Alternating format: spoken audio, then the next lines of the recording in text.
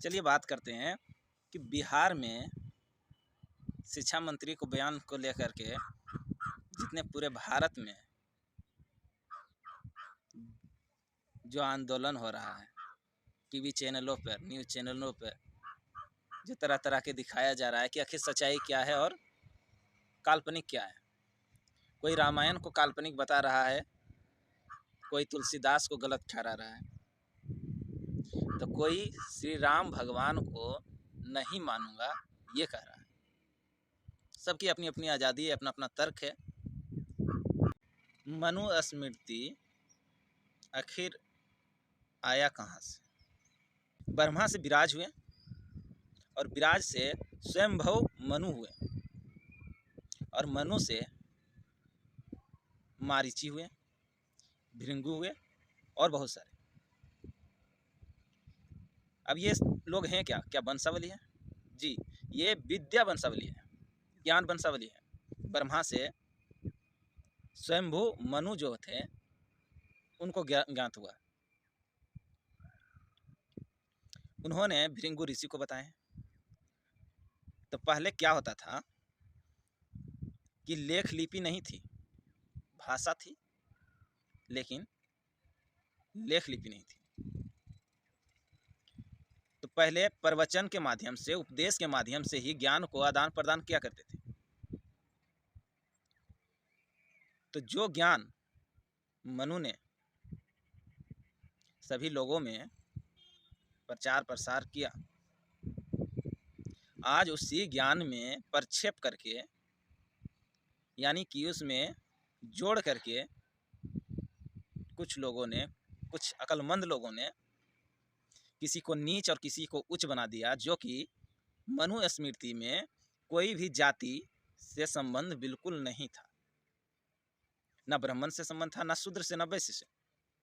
उन्होंने वेदों को आधार मान करके ही ज्ञान दिया था। आप सभी जानते हैं कि कर्म के आधार पर श्रेणियों में बांटा गया था, जिसका नाम कोई शूद्र है, कोई वैश्य है, और फिलहाल अभी भी है। आप जानते हैं कि अगर जो रेलवे का जॉब लेते हैं तो उसमें एक पोस्ट होता है ग्रुप डी का। तो उसमें कोई भी जाति का अगर जो काम करता है, जिसका नौकरी लगता है ग्रुप डी में, तो वो क्या कहलाएंगे? वो कर्मचारी है ना, ग्रुप डी लेवल के। कोई ग्रुप सी लेवल के, कोई ग्रुप ए लेवल के होते हैं। उसी प्रकार काम करने के आधार पर लोगों को श्रेणी क्रम में बांटा गया था।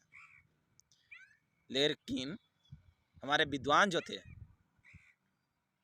कुछ अनोखे अत्यंत विद्वान, उन्होंने कुछ अपना एक्स्ट्रा ज्ञान जो है कि उसमें डाल दिए।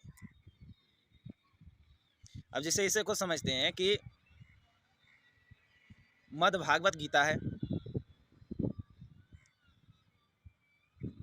उनको संस्कृत से हिंदी में अनुवाद किया गया।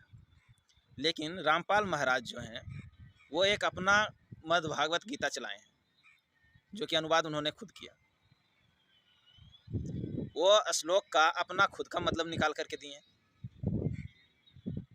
अब अगर जो वो गीता आप पढ़ते हैं और पहले का जो गीता पढ़ते हैं,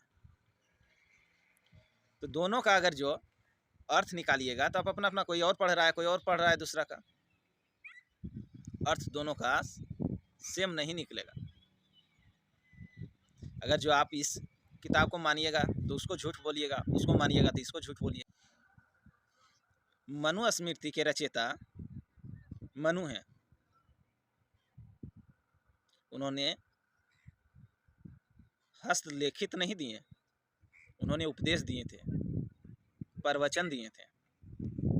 उनका संकलन कोई और किया और उसमें संकलन बार बार होते गया और उसमें जुड़ते गया। अनेकों श्लोक ऊपर से किसी ने और डाल दिया, आपने मैसेज हमको दिया, हमने अपना मैसेज कुछ और उसमें डाल करके तीसरे को दिया, तीसरे ने भी मानो कि कुछ डाल करके चौथे को दिया। इस प्रकार जो सही मैसेज था आज वो लोगों को गलत लगने लगा, क्योंकि सही में मिलावट गलत मैसेज का। आपको दिखाते हैं बहुत सारे कौन से श्लोक गलत हैं और कौन से श्लोक सही हैं। अब देखिए यहाँ कि मनु अपने समय के सर्वाधिक प्रख्यात और धर्म संबंधी विषय के मर्मज्ञ विद्वान थे। ये जो यहाँ पे लिखा हुआ है, ये सारे ऋषि लोग जिज्ञासा होकर के उनके पास जाते हैं और ये जो श्लोक बोलते हैं ऋषियों के द्वारा उनकी प्रशंसा में, वो विद्वान थे, इतने जानकार थे, इसलिए उनकी प्रशंसा में है भगवान का शब्द का उपयोग करके उनकी प्रशंसा करते हैं और कहते हैं आप सही मार्ग हमको बताइए। तो वो देखो, इससे स्पष्ट है कि महर्षि मनु अपने समय के प्रख्यात एवं इस विषय के सबसे अधिक अधिकारी विद्वान थे। अतः ऐसे विद्वान की रचना में उक्त प्रकार की त्रुटियां नहीं हो सकती है। यहाँ साफ साफ लिखा हुआ है कि जितने बड़े विद्वान से किसी एक विशेष जाति को ऊंचा और नीचा दिखाना और बताना, ये उनको शोभा नहीं देता और उनसे हो ही नहीं सकता था। ऐसे जो विद्वान लोग हैं ऐसा बिल्कुल नहीं करते हैं। चलिए आगे देखते हैं। यहाँ देखिए एक श्लोक है, चलिए अब यहाँ देखिए कि एक श्लोक दिया हुआ है, उसका अर्थ है कि ब्राह्मण की वाणी का अस्त्र वह अस्त्र है जिसे कोई भी वर्णस यानी कि कोई भी वर्ण के और दूसरे ब्राह्मण को छोड़ करके व्यक्ति अपने सामर्थ्य से नहीं हटा सकता, और यह अस्त्र तप की शक्ति से संपन्न होने के कारण न मारने योग्य शत्रुओं को भी मार सकता है। इसमें ब्राह्मण को बढ़ा चढ़ा करके उनके वाणी को दिया गया है कि जो दूसरे कोई भी वर्ण के हो, कोई भी जाति के हो, उसे तर्क से नहीं हटा सकता और ना ही उनके बातों को काट सकता। प्रतीत होता है कि अन्य पुस्तकों से लेकर भी कुछ श्लोक मनुस्मृति में मिला दिए हैं, क्योंकि वो एक दूसरे से मेल नहीं खाते हैं। मनुस्मृति के जो श्लोक हैं और जो जोड़ा गया श्लोक है, वो दोनों का मिलाप नहीं होता है, तालमेल नहीं होता है।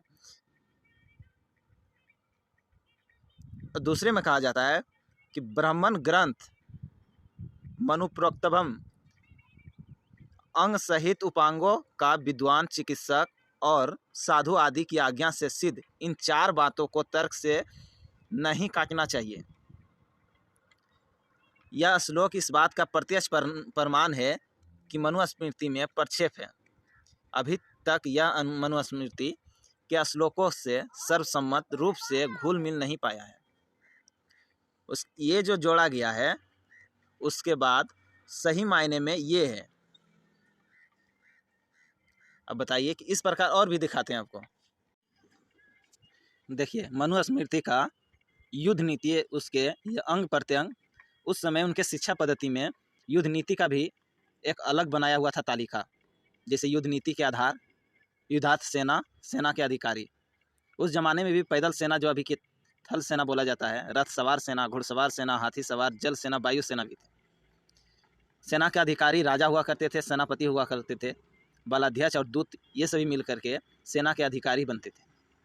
युद्ध के नीति का भी आधार जो है साम दाम भेद दंड, ये चार प्रकार के जो होते थे, ये उन्हीं के समय से दिया हुआ है।